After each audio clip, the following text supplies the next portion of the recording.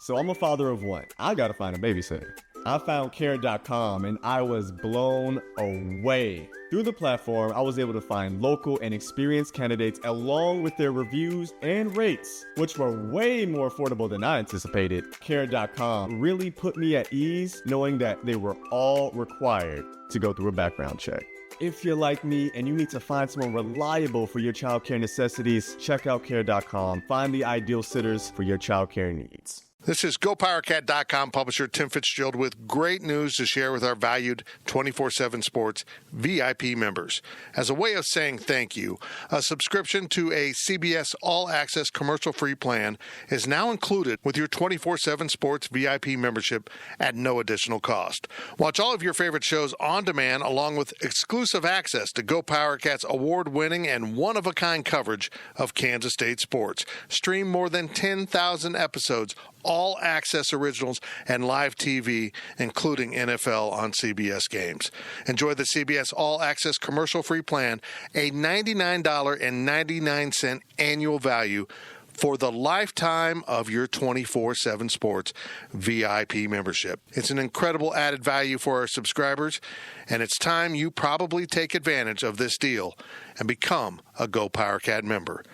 And remember to subscribe to the Powercat Podcast at your favorite podcast provider, including Apple Podcasts, Google Podcasts, and Spotify. Now, here is your Powercat Podcast. The following is a GoPowerCat.com and Spirit Street production. You've discovered your link to GoPowerCat.com's Powercat Insiders Podcast, presented by Commerce Bank, and it starts right now. Now, let's go to the WTC Gig-Powered Studios. Here's your host, GoPowerCat.com publisher, Tim Fitzgerald. Welcome to another edition of the Powercat Insiders Podcast, brought to you by Commerce Bank. Tim Fitzgerald, Ryan Black, Kellis Robinette, and on the phone with us, Tyler Griever from WIBW, the sports director. Not just the other guy, he's the boss man. Oh, God. I mean, the other guy's fine. I'm not going to mention his name. Yeah. You're the boss man, and he's on the phone with us. And he's not in Lawrence, so he actually has good reception today, supposedly. Yes, much better, I hope, for everybody. Matt Walters is not with us today. We will have a small party once we're done. We will have cupcakes and cookies and party hats to celebrate Matt not being here. But what is here is Commerce Bank. Life is full of moments, big and small. Commerce Bank has the technology and the people to help with whatever financial challenges come your way. Commerce Bank, challenge accepted. Go into the Manhattan location and touch Matt Walters with objects. I wouldn't advise actual contact with your skin. Okay, guys, let's just get into this football game. That was a weird game. The last two games have just been weird. It's like K-State. I thought they played better at Texas than they played Saturday against West Virginia, a 24-20 loss to the Mountaineers. Kellis, how would you sum up that game? Just give me your overall thoughts on that game. Yeah, it's a game that we haven't seen a lot of from Kansas State, especially during the Bill Snyder era. They outgained West Virginia. They arguably played better than West Virginia most of the game, but just a silly mistake here, a big play given up there, really cost them. I mean, you don't see Kansas State lose as a favorite at home very often, especially as a two-touchdown favorite. D. Scott was just showing me out there. That's the first time they'd lost at home to a team with a losing record since 03 or 04. So that's definitely shows why some people are disappointed about it, because that just doesn't really ever happen here. Typically, Kansas State beats the teams they're supposed to beat, and when they lose, it's against teams they're supposed to lose against. So definitely surprising there, but yeah, just not their best game, and I think that's grand scheme of things, it's a little typical and probably to be expected. We've seen them play their best, and when that happens, they can beat Oklahoma, and when they do a few things wrong, they're right here. They can lose to West Virginia. So law of averages. Yeah, you get into a couple turnovers. Of course, the last one being enormous because it ended the hope for Kansas State. But really the penalties, Ryan Black, that penalty on Trey Deshawn on the missed field goal really did in the long run prove to be maybe fatal. That might have been the difference in the game. Well, I mean, yeah, you go from West Virginia missing a field goal and getting no points to now they end up turning that into a touchdown. They lose by 4. I mean, that certainly, like I said, could be the difference in the game. And then on top of that, the go-ahead touchdown, that drive, that was extended by a pass interference penalty by Denzel Goolsby. So maybe that 50-yard touchdown doesn't happen if he doesn't get that penalty earlier in the drive. So, good point. I mean, I know we always hate to say the game comes down to one play or 2 plays, but to me, I mean, those 2 plays, if you take either of them away, K-State wins the game. Yeah, Tyler, I just kind of felt like West Virginia made the more timely play, and their mistakes, hey, they had more penalties. That jumped out at me. They had, actually, of all the stats, the only one that K-State came on the wrong side of was the turnovers, which were huge, but yardage, time of possession, penalties, even though it was fairly even. I just thought West Virginia came up with the plays when they needed them, and the quarterback was pretty good. Diggy was pretty good. He made plays when you absolutely had to have it. Absolutely. I mean, I was pretty impressed, especially on the last touchdown they scored for him to escape the pocket like that. It just looked like kind of a breakdown for Kansas State on the back end on that play. I think his safety bit up when he probably shouldn't have, because I mean, when you see a play like that happen, you're just like, how does a dude get that open? But there's a difference between being open and that open, and that guy was just by himself on that play. But I mean, if you're going to pull off an upset, you have to make not necessarily the big plays, just the timely ones, right, to take advantage and hit when you can. And West Virginia did exactly that.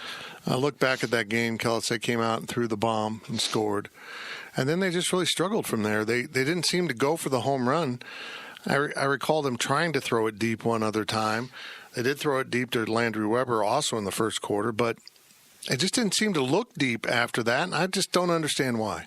It was a weird game in a lot of senses. Skylar Thompson had thrown 1 interception all year. He threw 2 in this game. They'd been converting a lot in the red zone on the ground, scoring. They had to settle for 2 field goals in this game. They'd only allowed 5 touchdown passes all year on defense, and they allowed 3 in this game. I mean, it was like everything that had been working for them previously, just crazy. Total reverse in this one, and I'm not sure how to explain that. You're right in the sense that, I mean, it's weird. They didn't look downfield a ton. They tried to in the last play, and it was even there, just poorly executed. I mean, it's funny to think, if he as badly as they blocked that play, if he puts another yard on the ball, they probably win. If they block and give Skylar Thompson time to actually throw from the pocket, he probably puts it on the money, and they probably win. And, yeah, it's just weird to look at the final box score. They threw the ball 39 times, which is more than they have in 5 years. And despite all that, you're right. They didn't really look down a lot. A lot were check downs to running backs. And, yeah, it'd be interesting to go back and look at every play with a fine-tooth comb and see where they could have maybe done a few more things. But it struck me that in 2 straight games they got out to early leads and were unable to run the ball and just killed the other team, because that's what they did at North Dakota State. And I wonder if this coaching staff is just kind of confused when the last 2 games they've gone to that. And they said, okay, we've got this lead. Let's run them to death. Let's get out of here and bury them. They can't do it. What do they do next? And I think that's where they're struggling. Well, I have a theory on that. But, yeah, Ryan, they're not managing leads, and like Kellis said, they threw the ball more often than you see a K-State team do so. But I feel like they were so committed to the run. I tweeted this, that for the run to work in the fourth quarter, they've got to establish it, even if it doesn't get yardage in the second quarter. Well, then they started throwing the ball, and yet you can argue they didn't throw it enough. By the middle of the third quarter, when the run wasn't working, I would have just gone shotgun, spread them out. Let's get out of this. Let's just totally get out of what we've been doing and try to make them defend in the secondary, which is not their strong point. Well, I think, again, like Kellis, I think the other, and you mentioned as well when you first brought this up, is that the odd thing to me was as many times they passed, like you said, really outside of the deep throw to Dalton Schoen to open the game, and then the other one to Landry Weber, which, by the way, was a fantastic pass and catch on both ends of that. It just didn't seem like they really wanted to go deep the rest of the game. There were so many passes out of the backfield, especially to James Gilbert. I believe that's the most that he'd had in a single game this year. But it's just bizarre to me that, again, as you guys said, even again, it's the even if it's not working, throw it deep to keep them honest. But it just seems like after the first quarter, they're like, it seems like the only thing they want to do to keep the other team honest is run the ball every now and then. Yeah, no, you're right. Even when they know it's not going to work. Yeah. Just run the ball. We've got to do it. And I wonder, do you think Malik Knowles maybe just isn't 100%, and that's why they're not going deep? They did try one. I don't remember if it was to Knowles, but they did try one other deep ball in the game. And it was well covered. It seemed like earlier in the season, at least Malik was stretching the field a little more than he is now. Yeah.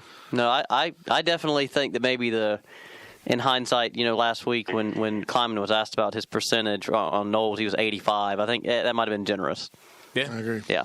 And, Tyler, we mentioned this at the start of the season. This team doesn't have the depth to withstand injuries, and they're getting beat up as the season goes on. They've got guys playing, but nowhere near 100%. We saw that with the running backs, probably with Knowles, and there's just guys all over the field that aren't where they were physically earlier in the season.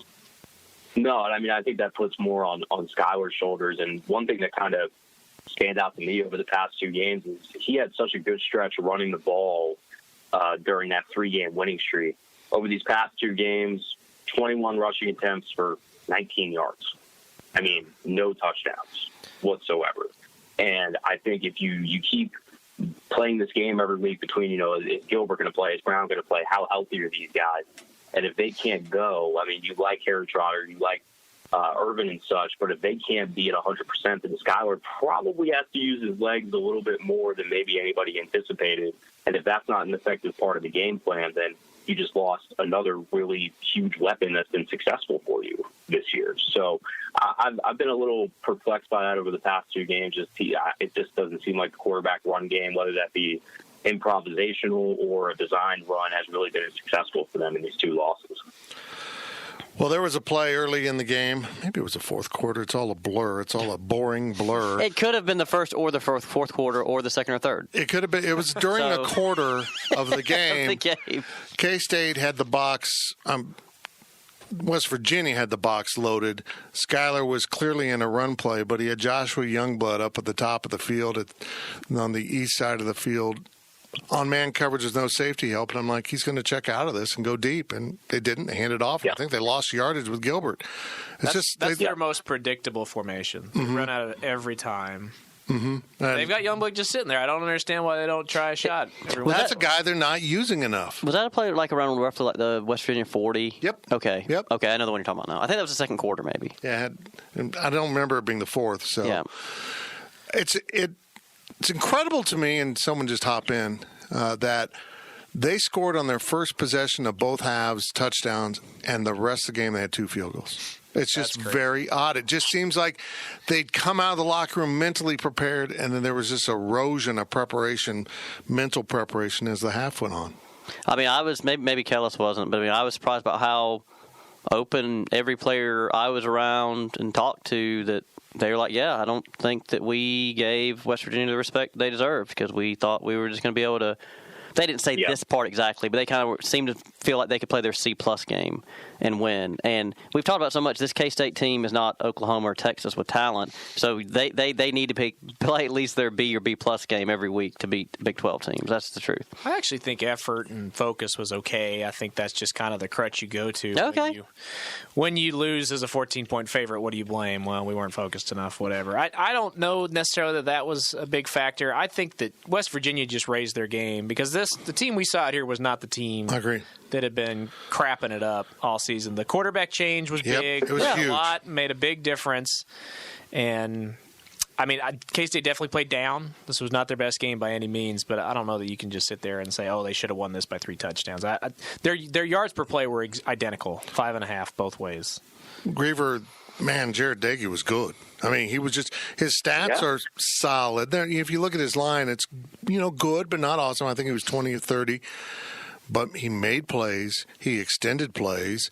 He knew when to throw the ball away, which is something Skylar doesn't always do. Skylar was running out of bounds instead of just chucking it. I can't quite grasp that. But he did seem to bring – a good quarterback will make your defense better. And I think that showed it. It just brings a confidence to the team that you're in this game for the fight. And that was my theory on West Virginia. The quarterback made the whole team better.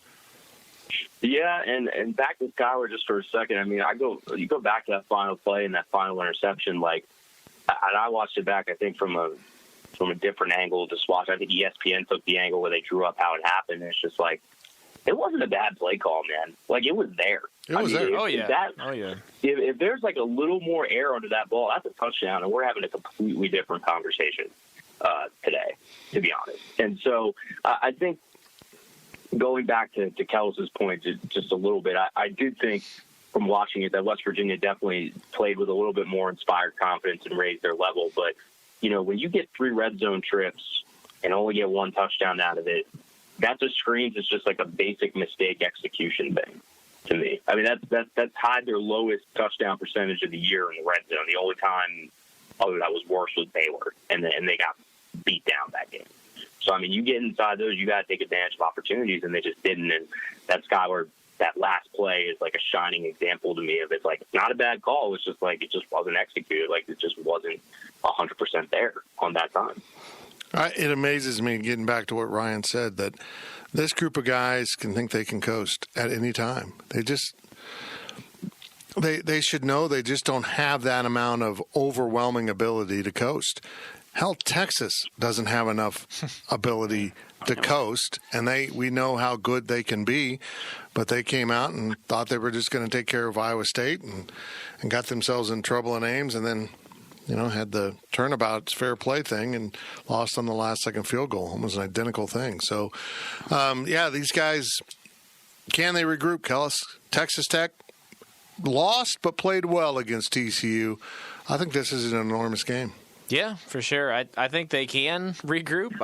I wouldn't put it past them to win the last 2 games, but they put themselves in a hole here. I wouldn't put them past them to lose the last 2 games either. It's always tough going to Lubbock.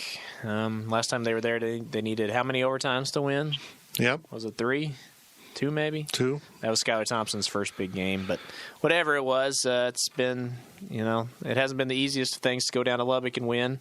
And then Iowa State, I think that's going to be a really hard game here too. Yeah. So. That's always, doesn't matter what the teams are. I think it kind of comes down to offensive line in a lot of ways. It does. They've been as up and down as anybody. Mm-hmm. One week they're just manhandling the opponent, then last week it looked like how many times has Skylar had to leave the pocket? I mean, pretty much every single passing play. Ryan Black, you look like an offensive lineman, so I want you to of course. offer your analysis on this. I just don't think they can block the 3-man front. Here's my theory on that. They've had a lot of problems with they have had a lot of problems with that this year. What do you need when you run a 3-man front? You need a really good nose tackle and bigger defensive ends. You got to be able to plug up more space because you're down 1 man. Do you have those kind of players at the FCS level that people can run successfully 3-man fronts against this blocking scheme? I would say no. They've not seen any kind of 3-man fronts with this type of ability that can occupy blockers, and I think they're just having problems adjusting to it. What I was really shocked to see was how little adjustment or how few solutions they came up with from what Texas did, and then West Virginia just replicated and had success with it. I didn't think they'd have that kind of success. Honestly, I put more faith in the coaches fixing some problems, and it really didn't happen. Yeah, I would say that, like you said, I am very surprised that given it feels like we talked about this last week on the podcast, is that the problems that Texas exposed, we just didn't think that anybody else could maybe replicate it, mainly because it was like, well, that's more of Texas's talent doing this more so than anything else. But the fact that, like you said, that West Virginia was able to do a lot of the same things, I think that's pretty worrisome going into the last 2 games. And I would say, and it's something I mentioned to some people the other day after the loss, boy, big that they already got that 6th win. Yeah. I mean, because, like, gosh, we'd be hearing that same story every year. Can they imagine the panic if they had? Oh, gosh. I mean, because they'd be in big trouble. Does Tech run a 3-man D-line? I know Iowa State does. I don't know. All I got to say is if I've never run a 3-man front, I would do it for this game. Even if I didn't do it well, I would give it a shot and then get out if it didn't work. It's kind of like playing zone against Kansas State basketball. If you don't even play zone, very good comparison. Just go throw the zone at them. It doesn't work, go back to your man. They've lost every game against 3-man fronts, haven't they? Yeah. I mean, Oklahoma used some of it, but it wasn't. Yeah, they're more of a hybrid anyway. Yeah. But every team they played that just said, here's our 3-man front, try to beat it, they have not been able to do it. And the other interesting thing is 3 of the 4 losses are to programs with former K-State coaches on those staffs. So it's almost like knowing the personnel tendencies does help. Even if they don't know the actual schemes, you can scout the schemes. But knowing what this guy does well, this guy doesn't well, particularly an offensive lineman. Well, he doesn't go to this way as well as that way. Just all those things, I think, can be a be a problem. So I mean, I will say the one, obviously, like the previous week was like I said, Andre Coleman is an analyst for Texas. Again, that was a game where, again, Texas literally lost in the last second field goal. Now the one, I think Kellis put this on Twitter, I do think Charlie Dickey, I think that one was a major one. I think I agree. That was the one where it made the biggest influence. I think the other ones are overrated. I agree, like because they're not on-field Zach coaches. Hansen at OU, they had no problem with that. But you're right. I think Dickey... Well, Dickey and Tyler are the only against the defensive line that he coached against every day. I think that definitely helps. Yeah, and then I'm just saying that Dickey and Tyler are the only two who are full-time position coaches. The other two are these, sitting in the film room breaking down stuff, or washing Tom Herman's car, or whatever it is they have to do to fill up time and get that salary. What Butch Jones did for Saban for a bit. Maybe the analyst has to be in charge of the Tom Herman P color chart. That's him with the P color chart, right? It is. Yeah. That'd be a job. Griever, would you do that job? Be in charge of P color? No, I think I'm good on that. I'm all right. What if you got paid like $80,000 a year to monitor urine color? I mean, I'm in for 80K. I'm in. I mean, I'm just gonna. If you got the contract ready, I'll sign that one. Yeah. 80K might be my starting point. I will say this, Tyler, that I need at least six figures. I'm one of those people where it's like, if you're doing that, you have to make it like it's in every disaster movie, like where you have to call in Coach Herman. It's like, Coach, you're going to want to see this. It's kind of like you have like DEFCON 1. That's what I'm saying. Exactly. Like each represented by a different color. And then Herman has to go, oh, my God. His urine is bright green. Griever, are they in big trouble right now? Are they staring down the mouth of a 6-6 with a 4-game losing streak? I'm going to be honest. I don't really want. I know, like, this is kind of how the season's been. And they won 3, lose 2, win 3, lose 2. It's like. If you believe in trends, they're going to end on 3-game winning streak. 9-4. Automatic. It's like that's year one with a new coach, is it not? Like, you're going to have hot weeks, cold weeks. It's like you're getting used to everything. And I know, like, look, I think they are better than what I thought they were going to do. I agree. 100%. Texas Tech is not very good. I honestly think they're going to go to Lubbock and probably have a pretty solid performance. Like, I don't see.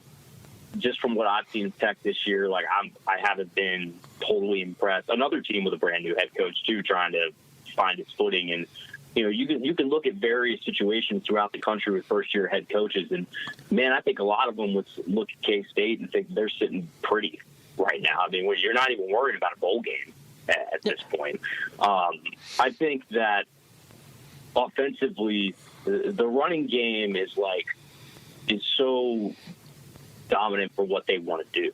I mean, it's the whole basis of their offense, and it hasn't been there the past 2 games. So I think that's the biggest thing to watch over these next 2 to get back on track. Is like, can you find a way to run the football effectively again? Because, as we've said a million times, they're not dynamic enough in the passing game to rely on it to win games. Well, and that's just how it is. I would say, Tyler, Saturday's result notwithstanding, I mean, I don't think there's any argument that of the 4 first-year coaches in the league, that Kleiman's done the best job.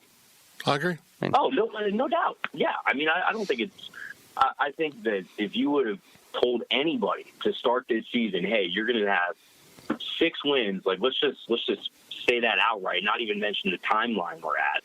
You're going to have 6 wins, including an upset of Oklahoma. Like, K-State fans would have been buying season ticket packages for like 5 years in advance. I guess what's made it weird is they are at 6 wins right now, but early on, before the season kicked off, you would have thought Oklahoma and Mississippi State are untouchable games, and they got those.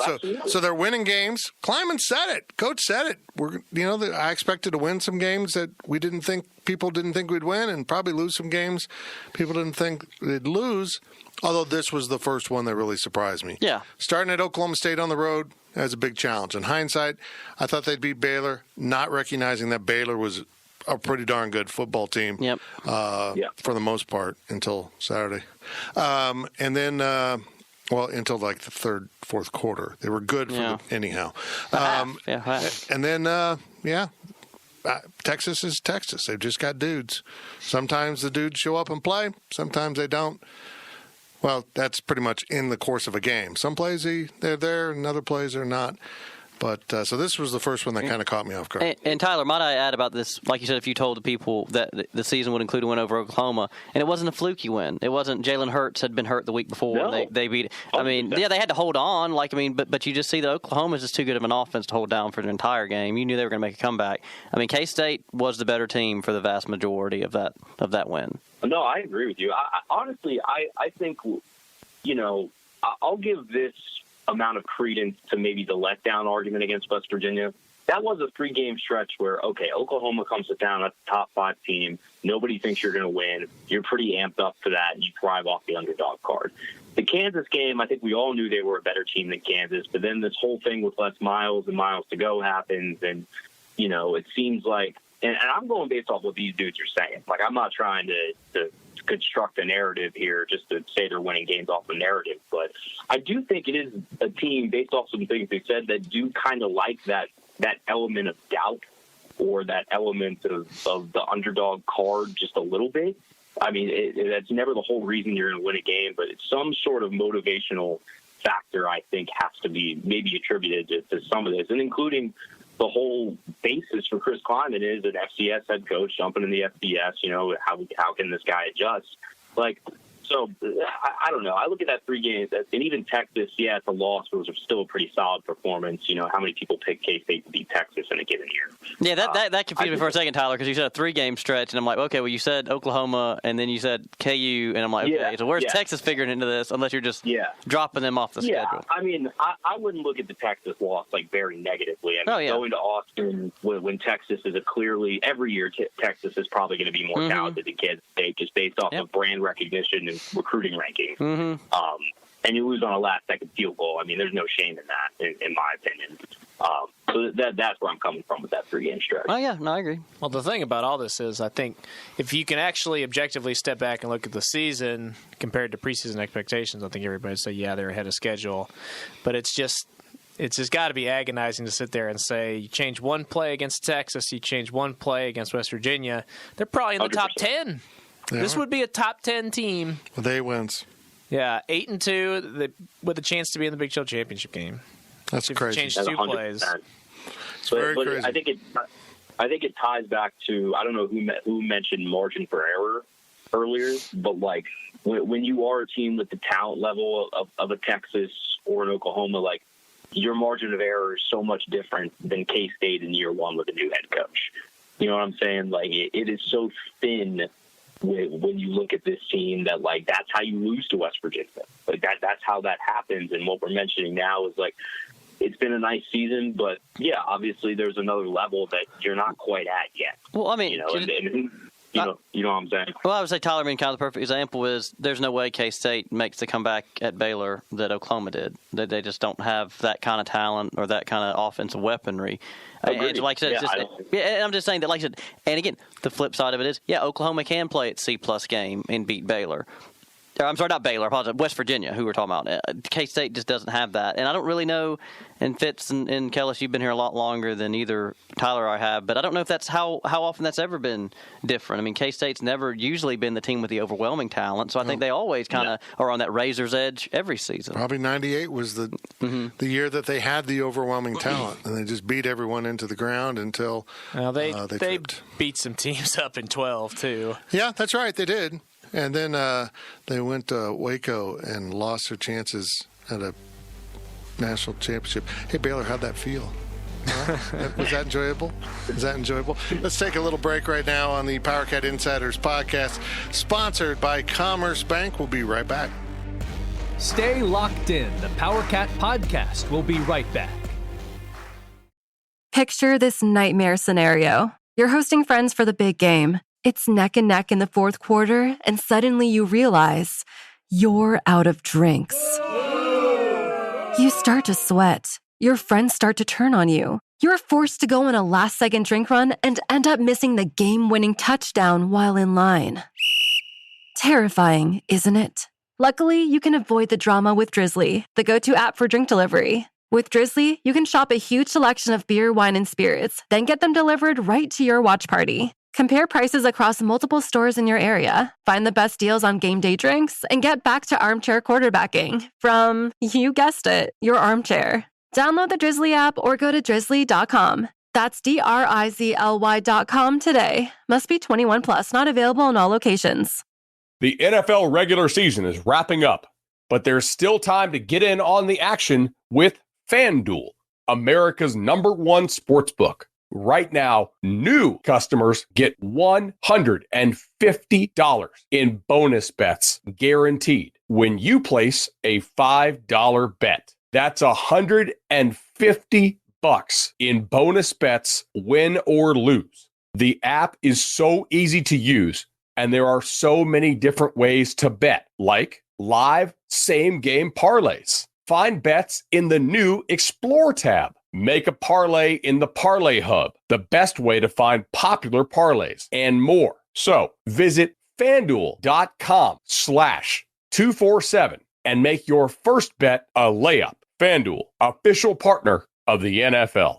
Must be 21 plus and present in Arizona, Colorado, Connecticut, Iowa, Illinois, Indiana, Kansas, Kentucky, Louisiana, permitted parishes only, Massachusetts, Maryland, Michigan, New Jersey, New York, Ohio, Pennsylvania, Tennessee, Virginia, West Virginia, or Wyoming. FanDuel is offering online sports wagering in Kansas under an agreement with Kansas Star Casino, LLC. First online real money wager only. $10 first deposit required. Bonus issued as non-withdrawable bonus bets that expire 7 days after receipt. Restrictions apply. See terms at sportsbook.fanduel.com. Gambling problem? Call 1-800-GAMBLER or visit fanduel.com/RG in Colorado, Iowa, Michigan, New Jersey, Ohio, Pennsylvania, Illinois, Kentucky, Tennessee, and Virginia. Call 1-800-NEXT-STEP or text NEXT-STEP to 53342 in Arizona, 1-888-789-7777, or visit ccpg.org/chat in Connecticut, 1-800-9-WITH-IT in Indiana, 1-800-522-4700, or visit ksgamblinghelp.com in Kansas, 1-877-770-STOP in Louisiana. Visit mdgamblinghelp.org in Maryland. Visit 1-800-GAMBLER.net in West Virginia, or call 1-800-522-4700 in Wyoming. Hope is here. Visit gamblinghelplinema.org or call 800-327-5050 for 24/7 support in Massachusetts, or call 1-877-8-HOPE-NY or text HOPE-NY in New York, or visit oasas.ny.gov/gambling. Standard text messaging rates apply. Sports betting is void in Georgia, Hawaii, Utah, and other states where prohibited.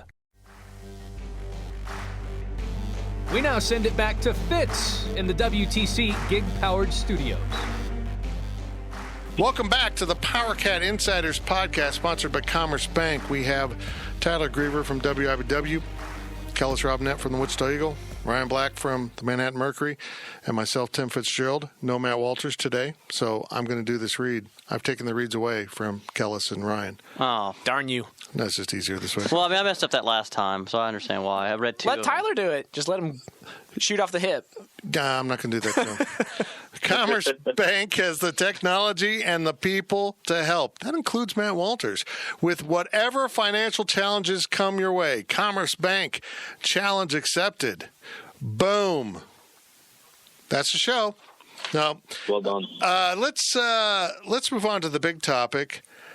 As much as I didn't like the logo, I'm not a big fan of the logo. I thought the uniforms were sweet. Yeah. I thought they looked. I liked the white pants. I liked the look of the white helmet. I really thought the uniforms looked awesome. Yeah, they won that part of the game for sure. Pre-game dress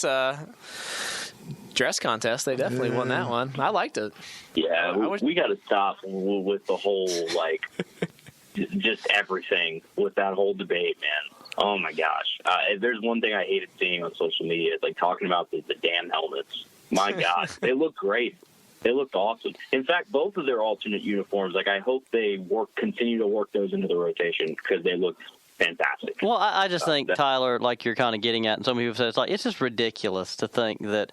Okay, they wouldn't have given up the 50-yard broken play touchdown had they been wearing a Powercat logo. On Powercat would have made it faster. It's streamlined. It's just they made Sports Center with SVP with that helmet. Right, yeah, and I'm probably, I would bet, Tyler, one of the most watched Sports Centers in a long time because people wanted to see what was going to be said about the end of the awful Browns-Steelers brawl. Right.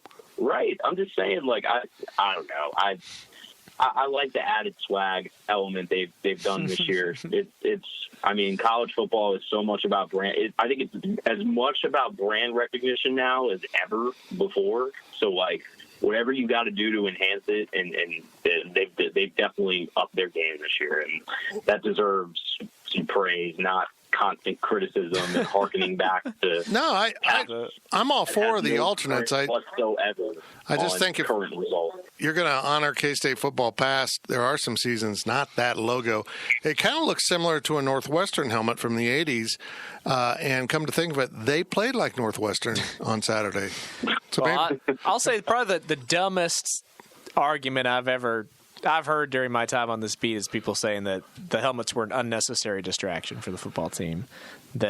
And someone, if people are out there actually thinking that Chris Kleiman came in and canceled a day of practice and said, "Don't worry, boys, we're not practicing. We're just going to model our uniforms and see what looks best this week." If that's actually what he did, then okay, then yeah, that's bad. But I mean, they just showed up and wore what was put in front of them. I don't see that at all. That this. Yeah, I agree with that. They were fired up about the helmets. That's why I can't figure out why they were so flat. It's like you guys were. I mean, you were genuinely excited about this look, and then it's like. You went to prom looking fresh, and then we're a total nerd. Well, I want to say, Kellis, that like I said, I always like taking things another step. And you're saying about like if Kleiman had canceled practice, but then he brings in 85 easels, and they have to try to design the logo. And you see, like in every old cartoon, they're all like tossing the ones they're throwing out away, and then. You know, they're all just, they're working really hard and grinding. My only theory is that on the logo. If you're a fan, you got the lucky shirt or the lucky socks or the lucky underwear, and you know logically that has absolutely no bearing on anything, and yet you go wear it again and again and again. This was kind of the opposite of it. This logo just is the unlucky logo, and it probably has no bearing on anything. Logically, there's nothing to do with it, and they played a real stinky game. But here's what I want to point out, that for all of you that argue that reminded them of 88, that game would have been by far the best performance by a Kansas State team in that logo. I'm not going to say who said this, but I have someone who told me they think that the ghost of Stan Parrish knocked down that ball so Dalton couldn't catch it, and that's what led to the interception. Oh, my God. Like he came out of the heavens. Or maybe hell, if you believe that's where he's at. Stan's alive. Is he alive? Did we just kill Stan? Have that debate? Do you want to do that? Let's go over the merits of where he ended up. Or if you don't believe in either, then he just came up out of the ground because he didn't. I mean, okay. Or he's reincarnated as something else. The greatest thing. Maybe he actually ran out and knocked it down and we didn't see it. I don't know. Deceptive speed from Stan Parrish. Nobody saw the receiver from West Virginia. I think he just magically appeared behind the K-State defense, so maybe Stan had a part in that. A sports writer I greatly respect who covered both the Parrish and Snyder press conferences was absolutely convinced Stan Parrish was the answer and Bill Snyder wasn't. So you just never know. Stan was coming in with the national championship from Marshall and just absolutely stunk. They went 30 games without winning. He designed some cool helmets, though. It was a nice logo. Somebody gave him some. I don't know. Yeah.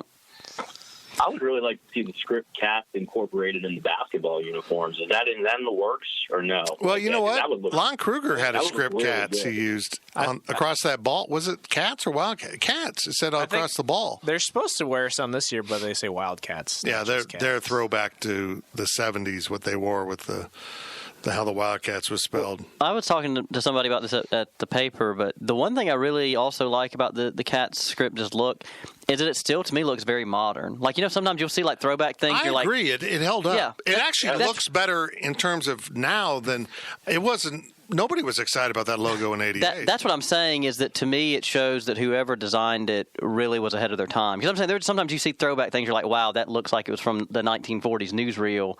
But, like, this is let's come on. Like, they're about to go to Normandy. Come on. Like, they had to fire them up. Our doughboys went over to Europe and kicked some ass. For the second time, we saved Europe. And now they're coming back victorious. Where do all these VE Day references come from? A ticker tape parade. You're like Scoops Callahan over here. I just wanted to say because Fitz thinks I have a good old newsreel voice. He does. It wouldn't have been the logo I would have picked, but it sold a lot of merchandise and people are happy. Yeah. And now it made great kindling for a bonfire. Yeah. I'm just Kleiman's Cat's hat. That thing's hot. That's a great hat. The one he was wearing on Saturday, that like just purple with white cats. Like, yeah, I'd rock that if I was a K-State fan, man. That's a great hat. One thing that's thrown me off every week is that I just got used to Snyder and his weekly press conference always wore like a yellow tie, a suit jacket and stuff, everything. Yeah, and the Kleiman comes in every week. You don't know what he's gonna be wearing. Like every week, I feel like he's worn something different. And he always looks so comfortable and yet presentable for a press conference. Exactly. Do you think he chooses that, or do you think that someone puts this out and just be like, "Hey, coach, just like wear this"? I think last week was intentional, but last week had to be intentional. It's just funny when he first got here, it was suit and tie. He wore a suit and tie the first few press conferences too, but then he realized that we're not worth impressing. So I think we're really not. It was nice of Coach Snyder to always dress up for us, but he always wore the same tie. We weren't falling for it. Let's move on to basketball. And he didn't like it if we'd point out that he changed it up, like the very few times he did. Which like the time he came without a tie, and I thought, oh, hell, what's going on? Or once he came with a coffee mug instead of the styrofoam thing. He couldn't believe we were all fixated on that either. We should have asked, Coach, is this going to be a distraction leading up to Saturday's game? You're using a different mug. Yeah. Players canceled practice. I was the same way, though. My first few months on the beat, I dressed like D. Scott. I tried to look really fancy, but then... Did you have a hat like D. Scott? No, I never wore the driver's hat, but after a while, I was like, why am I doing this? Everybody I'm talking to is in sweatpants. I'm pretty much getting ready to fall into, and a couple of you guys may not know who this is, Doug Tucker mode. Yeah, or Jason Whitlock. Yeah, Doug was a longtime AP writer before Mr. Scretta stepped in, and Doug by the end of it was just not just wearing sweats, like sweats with holes. It's like, I'm here, man. I'm just here, and I've got this shirt on from 1970 with sweats, and deal with it. I'm a writer, and I'm going to write. Wow. I'm about there. Someone thought I was wearing sweats at the Sunflower Showdown, and I had to have a distinct conversation with them that it was like a pair. I own like a pair of like charcoal gray, like Old Navy dress pants that are comfortable as all hell. I mean, they are great, but they're fantastic. But to the average onlooker, they might look like sweatpants. Mm-hmm. And I was like, I don't know if I can wear those covering a game anymore, because I can't have people thinking that I'm out here rocking sweats on the field. Like, I don't know, man. I'm pretty skeptical of it. Oh, you're fine. Tell him Fitz said it's okay. Hey, Griever, just because it's on my mind, what swag do you guys have? Because I noticed a couple of other TV reporters, like one girl had an LL Bean jacket, and the other one had a what was the other one? It's another like big name, Columbia maybe. I'm like, who Columbia. Yeah, so who do you guys have? Yeah. You got Alco? Aeropostale. I don't even. The Aeropostale. No, I would not allow us to. No, that would not happen. Abercrombie and Fitch. Then we're going to be rocking freaking Hollister and American Eagle. Live, laugh, love. Tommy Hilfiger. Out here. Hilfiger's fine. I'd take Hilfiger. Massimo. That's not bad. So what was the answer? I didn't hear. No, this is my way of like deflecting, because I honestly Polo Ralph Lauren. Oh man, I gotta read. Whoever that company is going to be withholding your shipment next year, because you can't even plug them on air. Like you know, and you know what I told them when I saw what they had? I'm like, well, the Mercury has light up pins, so I know you're jealous. That's fair. I mean, just that, like straight up, I just put on what's got the logo on it and move on, man. Like I don't. You know, I'm just trying to rep my station, and that's it. I don't know. When Fitz goes back and looks at the analytics of this podcast, this will be the most listened to part. People are like, man, what do those news people wear? Where do I get that swag? Clothes longer we talk football, you know. I know. They'll appreciate my 1940s news reel. We're like 40 minutes in. Nobody's listening to this anyway. Exactly. Everyone. Well, hey, they play Kellis's favorite team, Arkansas Pine Bluff. He continually knocked them last week for their Ken Palm rating and everything, and they're going to come in fired up. 341 out of 353. Their pregame warmers are going to read Kellis who? Is K-State basketball worth the darn, or is this part of the process of getting to where they need to get this season? They have lost all 3 first halves and won all 3 games. Even covered the spread last week after trailing by 9 at halftime. They trailed by 9. 9, yeah. To a team Kansas beat by 50. like the freshman, man. I I'm do going to too. be honest. Like, I really think Montavious Murphy is a good fit for them. He seems to. I mean, Bruce goes on about the culture of effort thing and yada, yada, yada. Like, Montavious Murphy seems like a dude who can fit right into the program. And I think you can already see it in the minutes. Like, I think he's more productive than Stockard, which, you know, granted, is that a great bar? Very different. Man, you are really going on a limb here, Tyler. Is that the best bar to measure by? No, it's More not. productive than injured Nigel Shad, James Love? I mean, man. Like, Man, I believe I ain't listening. Like, we don't got to go through a process of being like, all right, Stockard's more experienced guy. He's going to get the minutes. It's like, nah, man. Like, he does not need to be playing more minutes than Montavious Murphy. That is readily apparent, and hopefully Bruce keeps recognizing that. Dejon Gordon, I don't think we've quite seen, I think, the higher ceiling that he has in Murphy as a whole as like a playmaker. But I think as the season progresses, you'll see more out of him. So I look at those two, and I like a building block for what K-State has with those two. I think they're good. They seem to fit into the program very well and have potentially pretty high ceilings. Nothing's changed from what I guess. I think Kellis and I both had kind of the same prediction about how they're going to be. I still think they're going to be a tournament team, and I think they'll get to right at 20 wins. I just think, again, this is just the growing pains of having to literally replace three of the best players that you've ever had in the history of this program. And to think that K-State was just going to be able to just show up day one and just start destroying teams. That's just, again, kind of like we talk about the football team. The basketball team's the same way. You know, Duke or Kentucky, whoever can lose 3 or 4 first-round picks, and they're going to be a top 5 team the next year. K-State's not that way.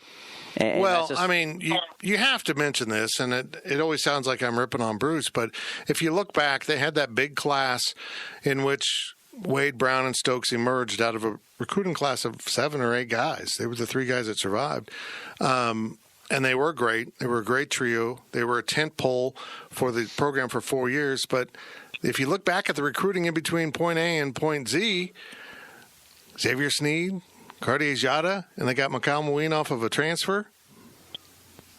And Mike McGurl, Levi Stockard. I mean, they just had some classes in there that didn't produce. Nigel Shad, James Love. Those guys look good on the bench. When they walk through an airport, they intimidate Sean Williams. people.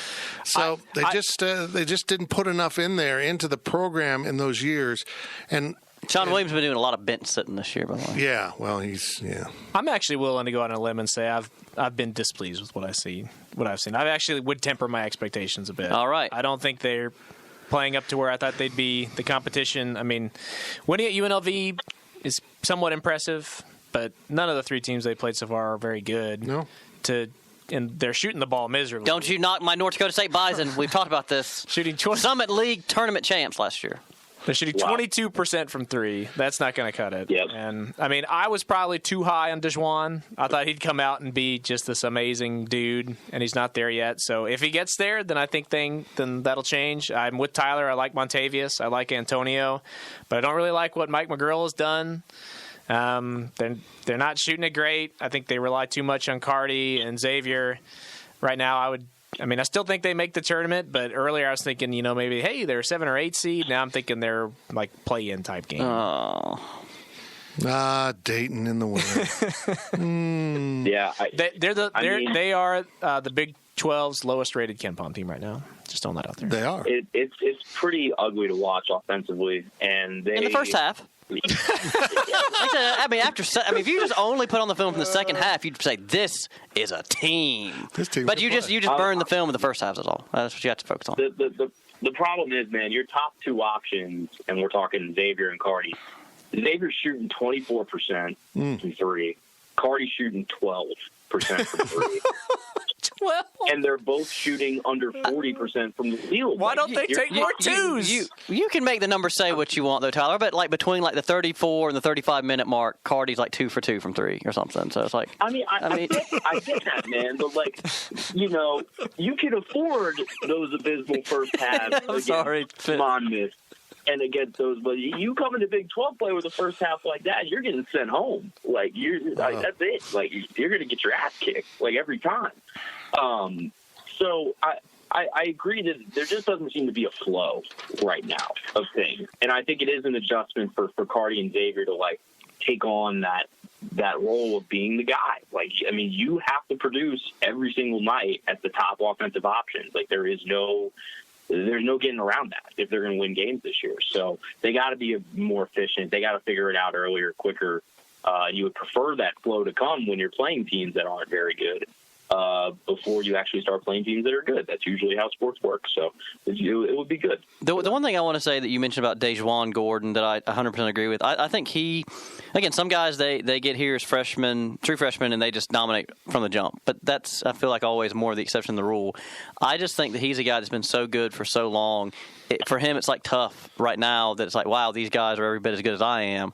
And I think that you hear Bruce talk about him. He's a guy who's such a perfectionist that it's really affecting him mentally that he's not coming in and dominating like he maybe thinks he should. But I think once he gets into a rhythm of things, I think he's going to be fine because I just think he's probably too talented not to end up living up to the expectations people have for him. Kellis, you are going to Fort Myers for the. I am. For the. Let me get this. The Rocket Mortgage by Quicken Loans Fort Myers tip-off held at the Suncoast Credit Union Arena in Fort Myers, Florida. Attended by me. You're a company man. Good for you. Wow. Pittsburgh, Bradley, and Northwestern. Any of them worth a darn? Well, was Bruce saying Pittsburgh beat Florida? Florida State, No. He was talking about Florida State today. Well, that's not bad. That's who they start with on They Monday. lost to Nichols, which doesn't do anything. I mean, I think that's a tournament. If they're going to be any good, they should win that tournament. Just like last year when they went out to wherever they went. The Paradise Jam. Yeah, Paradise Jam. And Paradise Jam. 3 pretty crummy teams. Oh, when you play a non-conference like this, you better win the games. It's going to be important. Those games in Marquette, I mean, that's really it. Yep. There's no other opportunities to impress until you get to conference season. They can't. This would be the year they can't really afford to lose to Tulsa. You know, I mean, I know things have turned out for them good when they lose to Tulsa. You kind of want to keep that streak going. But, yeah, when you got Arkansas, I mean, we joke about Ryan propping up North Dakota State, but they might end up being one of their best wins in non-con because Arkansas Pine Bluff is so bad. Look at you backtracking now. They've got 3 teams ranked in the 300s that they play in non-conference. Alabama State and Florida A&M. And then Monmouth is in the high 2s. The mighty Bison. If they don't win those games, they're going to be going into Selection Sunday saying, hey, look at our sweet non-conference wins against North Dakota State and Monmouth. Yeah. Yeah, that's going to carry a lot of weight. Hey, you got a rant today or anything? You want to take the week off? I think, because like Walter's in here and he's the only one. Because like he would be sitting here talking about, why did you shave your neck? He's like, you just need to just continue growing out for No Shave November. Look, you're shaving. Are you pro prostate cancer? No. You're on the side of prostate cancer? No, I mean, I see you're wearing gray socks with black shoes. You could rant. I mean, what's that about? Because I just pick whatever's first thing out of my drawer. You should let Chris Kleiman pick your stuff. I'm actually mad that I'm dressed this nicely. I should have put on my bedroom shoes to walk across the street. Do you have athletic shoes? I always see you in those. You haven't seen me wear my Nikes? Never. Well, I guess I don't really wear them to press conferences. I wear them to the office sometimes. Okay. I do. Yeah, I mean, I have multiple pairs of shoes. I don't know. Kels, for me, it's just, I don't know. I don't want. It'd be weird for me to wear like tennis shoes to like media stuff. I don't know. Hell, I'm ready to wear sweats, and you're worried about tennis shoes? Well, I mean, I'm just saying I can't pull off. I'd wear a tearaway jersey at this point in my life. A tearaway jersey. You'll wear the Sugar Bowl plate when. Yeah, but this doesn't look quite as, I don't know. I mean, I guess, Kels, for you tomorrow, I wear my tennis shoes. All right. Just so you can see that I have them. I look forward to this. I wasn't excited about climbing on Tuesday, but now I am. Are you coming over tomorrow, Mr. Griever? Yeah. I'll be there for football availability, and then I'll be there for the basketball game. Okay. So. Well, you're welcome to come hang out here at the World Headquarters and leave Sidekick at home. I'm not even going to mention his name, Sidekick. Hey, Mitchell. Oh, you did it. He's good. Yeah. He's good. Hey, he had a good story of Skyler and that kid he met up with after the game. If you haven't seen that was a really good story. I'm going to plug some content here. I'm going to plug a little bit of content. I'm just interested to see what you wear so you can figure out who actually gives you guys clothes. for your station? Nautica. Oh, we're back Nautica. We're back to the station apparel now. Liz I'm Claiborne. sorry, I'm just I mean, Liz Claiborne. If I had my choice, like we'd be wearing Tommy like, Bahama. we'd get, like H&M to do our stuff, or like some, get some polo, or I don't know. I don't got that kind of pull. Bathing ape. Honestly, but Tommy Bahama. That's who you should go with. Tommy Bahama. Nice Hawaiian shirt at the press conference. Hey, Tommy Bahama stuff is comfortable. Are you not a Tommy Bahama guy? I am a Tommy Bahama You guy. just, Good stuff. you have. But I'm not into the full print tropical stuff. They've got really just nice shirts. Like I wear long sleeve shirts all the time. Yeah. Not They're all. very comfortable. Oh, I look good with my sweats. The Tim Fitzgerald. classing it up. Yeah, classing up my sweats. I think that's what it's all about. Well, it was a great show today, wasn't it? Yeah, old timey Ryan Black. It was a great show. We appreciate everyone listening. If you made it this far, God bless you. We are sponsored by Commerce Bank, and for Tyler, Ryan, and Kellis, I'm Fitz. We'll talk to you next week if you are brave enough to come back. You've been listening to the Powercat Insiders Podcast, presented by Commerce Bank. Powercat Podcast. All rights reserved. GoPowercat.com and Spirit Street Publishing. With Blue Link Plus, you can access your Hyundai Tucson Limited remotely. Doors unlocked, temperature set, lost car found. There it is. Get complimentary class-leading Blue Link Plus. Call 562-314-4603 for complete details.